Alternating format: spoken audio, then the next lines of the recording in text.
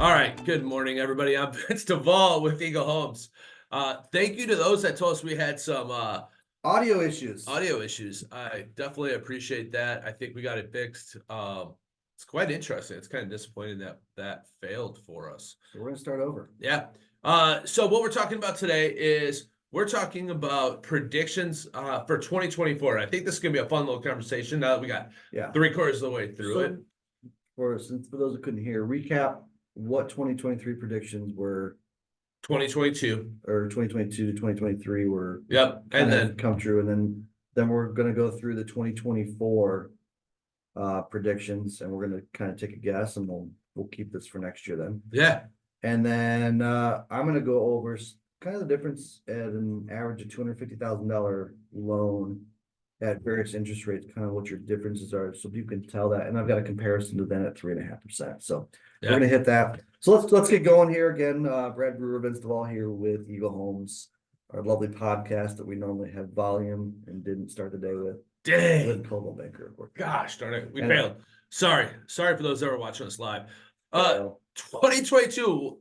So, and I'm using Zillow because Zillow definitely has predicted the last 3 or 4 years, not accurately, but that's data I could find, and everybody knows Zillow. So I think it's fun to use something that is known. Now, does everybody like Zillow?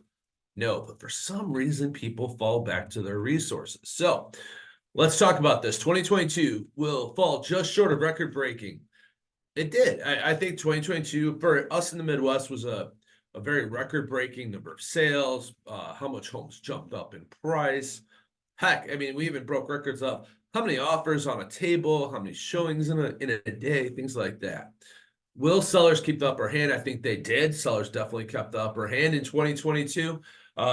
They demanded no inspections, no contingencies, higher offers. It was definitely a seller's market.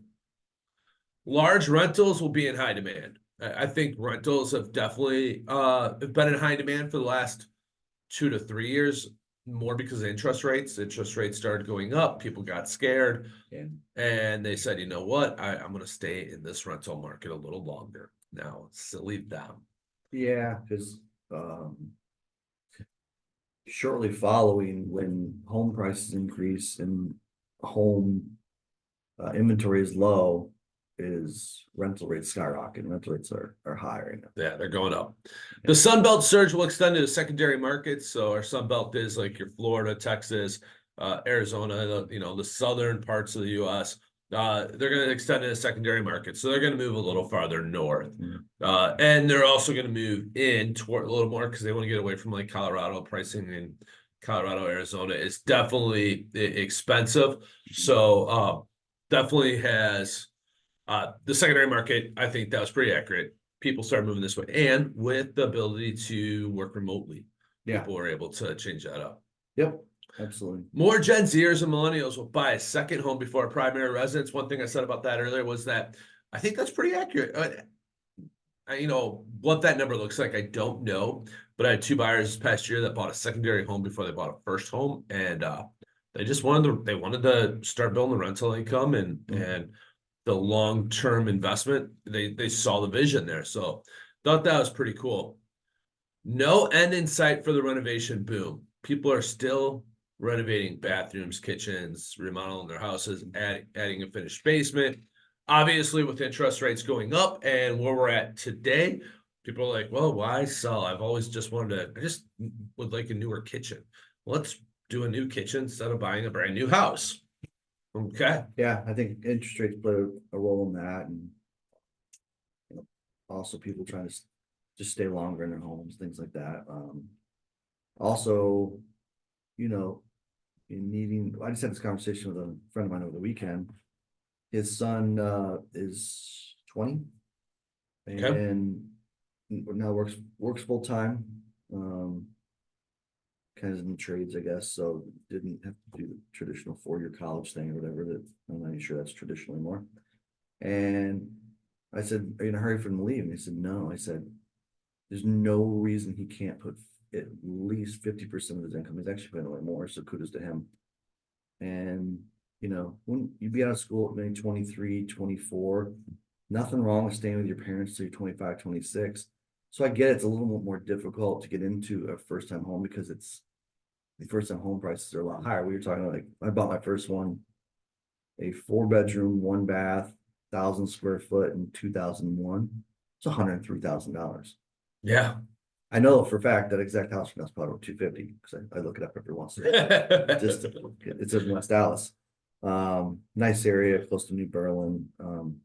And so I'm like, if you imagine that, like, so I don't know what he makes. Let's say he makes only $50,000 a year. Yeah, use simple math. So, he can save half of that after income, so he can save 20 grand. He can easily save 20 grand a year. Yeah, He stays 5 years, there's $100,000. right.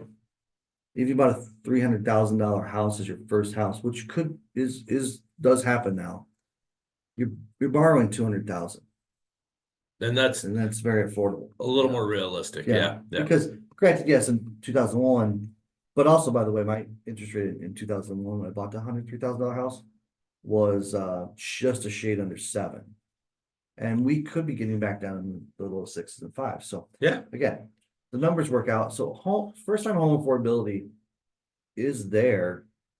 It just takes some prepping, I think. Yeah. Yeah. I think so too. Like being smart, right? Yeah.